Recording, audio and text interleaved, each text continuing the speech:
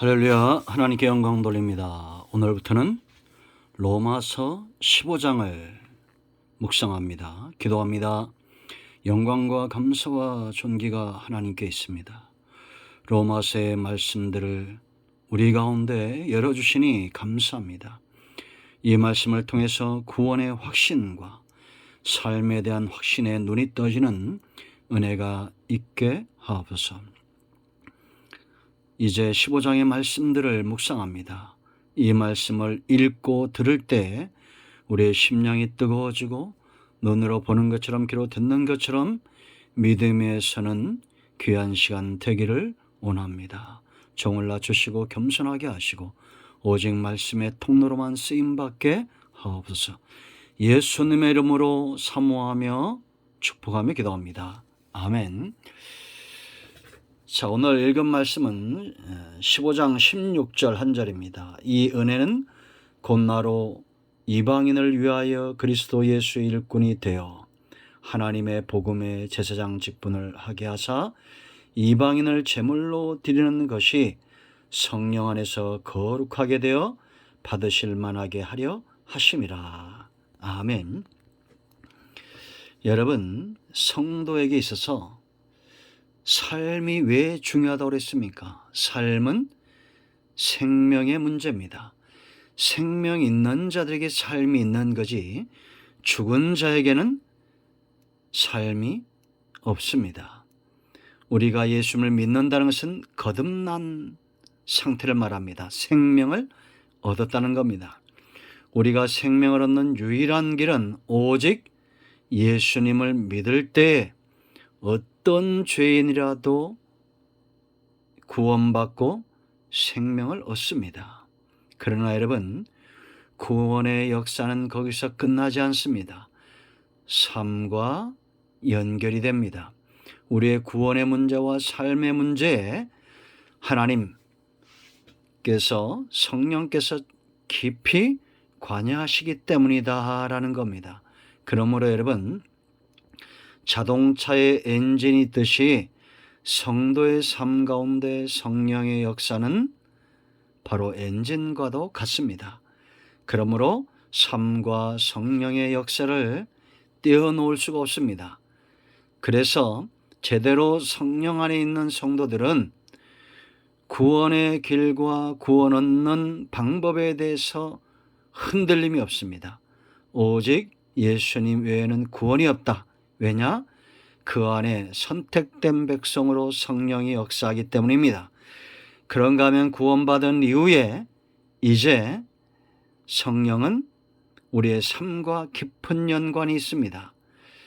칭의, 성화, 영화의 단계로 나아가는 겁니다. 영화의 단계로 나아간다는 것은 거룩한 본성이 깨어나는 것을 말합니다. 그러므로 우리가 예수 믿고 1년 전, 2년 전, 3년 전보다 우리의 영적인 상태, 거룩의 상태가 점점 좋아져야 되지 나빠지는 것은 문제가 있습니다. 거룩한 본성을 깨우고 삶을 깨우시는 성령의 인도하심에 붙들림 받는 저와 여러분이 되어야 될 줄로 믿습니다. 우리가 어느새 15장까지 왔습니다. 전체적 그림이 뭐라 했습니까? 1장부터 11장까지는 구원에 대한 것이고 12장부터 16장까지는 삶에 대한 것, 이것이 떨어질 수 없는 성령의 역사다라는 겁니다. 첫 시간에 우리가 16절 말씀을 우리가 묵상했죠. 이 은혜, 지금 바울이 깨달은 로마서 전체의 내용들, 구원과 삶에 대한 이런 하나님이 주시는 정답을 한마디로 은혜다 이렇게 말했습니다. 바울이 바로 이러한 은혜를 깨닫고 이제는 그의 삶 가운데 사역이 열려진 거예요. 그 뭐냐? 이방인들을 제물 삼아 하나님께 드리는 것, 이것이 성령 안에서 이루어지고 있는 일이다라는 겁니다. 오늘날 저와 여러분의 생애도 마찬가지입니다. 성령 안에서 우리는 다시 오실 주님을 기다리며 이방인들, 예수를 알지 못하는 자들에게 복음을 전하고 그들 가운데 복음을 듣고 우리가 복음을 전할 때 마음이 열리고 눈이 열려 믿음에 서고 돌아오는 사람들이 있을 것이다 라는 겁니다. 로마서 전체 핵심 구절이 16절이고 바울이 로마서를 쓰는 이유가 여기에 있습니다. 이제 우리가 15장으로 돌아가서 이 부분을 나누면 크게 1절로 6절까지는 믿음이 강한 자들, 15장 1절 말씀 보면 믿음이 강한 우리는 그렇게 말합니다. 믿음은 다시 말하면 성장한다, 강해진다, 연약해졌던 자들이 강한 믿음을 소유하게 된다라는 거죠. 제가 좋아하는 다윗의 예를 많이 들죠. 다윗이 처음부터 골리앗을 때려잡지 않습니다. 하나님의 신에 임하고 그가 성령에 이끌리면서 점점 더 강해진 겁니다. 이제는 이스라엘 왕과 이스라엘 군대를 세우고 감당할 만큼 강해졌고 골리앗을 때려잡아 이스라엘 전체에 하나님의 살아계심을 드러내고 이스라엘 군대를 세울 만큼 그가 믿음이 강해졌다는 겁니다.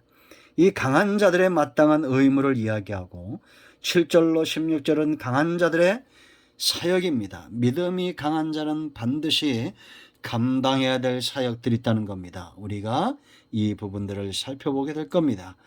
그런가 하면 17절부터 21절까지 바울이 자랑하는 것이 있습니다. 바울은 믿음이 강한 자죠. 영적으로 강한 자입니다. 그의 힘과 능력과 지혜로는 핍박자, 복음을 회방하는 자, 예수 그리스도를 박해하는 자의 삶을 살았습니다.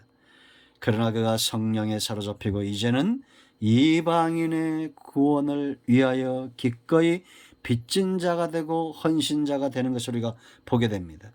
22절로 29절까지는 그의 사역에 대해서 소개하고 있고 이 사역으로 초청하며 마지막 30절부터 33절까지는 기도를 부탁하고 있다라는 겁니다. 이 모든 것들을 한마디로 말하면 강한 그리스도인의 삶이 두드러지게 15장에 나타나고 있다 이렇게 보시면 되겠습니다. 우리는 강해져야 됩니다. 믿음으로 생명을 얻었다면 이제 그 얻은 생명이 어떻게 해야 됩니까? 강해져야 됩니다. 왜냐? 감당해야 될 믿음이 연약한 자들이 있고 우리가 순종해야 될 사역들이 있고 우리가 가는 곳마다 사람의 자랑이 아닌 하나님께서 행하시는 일들을 통해서 하나님의 영광을 받도록 저와 여러분의 사역의 승리와 자랑거리들로 넘쳐나야 될 줄로 믿습니다. 그런가 하면 이 마지막 30절로 33절도 기도를 우리가 한다. 기도는 믿음이 연약한 자들의 몫이 아닙니다. 믿음이 강한 자들의 몫이라는 걸 우리가 알아야 됩니다. 여러분 우리가 출애굽기 17장에서 아말렉이 쳐들어오죠. 1절로 7절에서 반석이 터지는 생수 성령의 역사를 경험합니다. 그때 아말렉이 쳐들어옵니다. 아말렉은 육성이죠. 성령의 사역을 해방하는 것이 바로 육성입니다. 이 전쟁이 이기는 방법은 뭐였습니까? 영적인 영역이 우선돼야 됩니다. 믿음이 강한 모세가 동역자 아론과 홀을 데리고 산 꼭대기에 올라가 서는 겁니다. 그들의 기도의 팔이 내려오지 않을 때 전쟁에 승리했던 것을 봅니다. 이제 여러분 15장까지 와서 이제 우리가 이 부분을 다뤄야 됩니다. 믿음은 강해져야 됩니다. 이런 모두가 강해져서 연약한 자를 감당하고 사역을 감당하고 삶을 감당하고 기도를 감당해내는 영적 거인들이 되기를 사모하며 축복합니다. 아멘. 오늘은 여기까지 합니다. 기도합니다. 영광과 감사와 존귀가 하나님께 있습니다. 우리가 마땅히 생명을 얻은 이후에 믿음 안에서 강해져야 할 것은 너무나 자명합니다.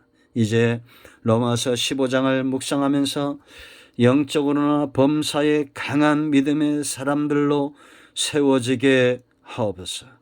이 말씀을 전하는 종과 듣는 모든 주의 백성들이 믿음 위에 서서 강하여 맡겨진 사람들과 삶과 사역을 감당하는 은혜가 있기를 원합니다. 예수님의 이름으로 사모하며 축복하며 취하며 기도합니다. 아멘. 이제 선포합니다. 믿음이 연약하여지지 않기를 사모합니다. 나사렛 예수 이름으로 우리 가운데 사는 모든 흑암과 어둠의 영들은 물러가고 코로나는 종식되어지며 병든 자는 치유되고 악한 영들은 떠나가며 회복될지다. 예수님의 이름으로 온전하게 회복될지다. 예수님의 이름으로 축복하며 취하며 기도합니다. 아멘. 할렐루야. 응답되었습니다. 이런 모두를 축복합니다. 아멘.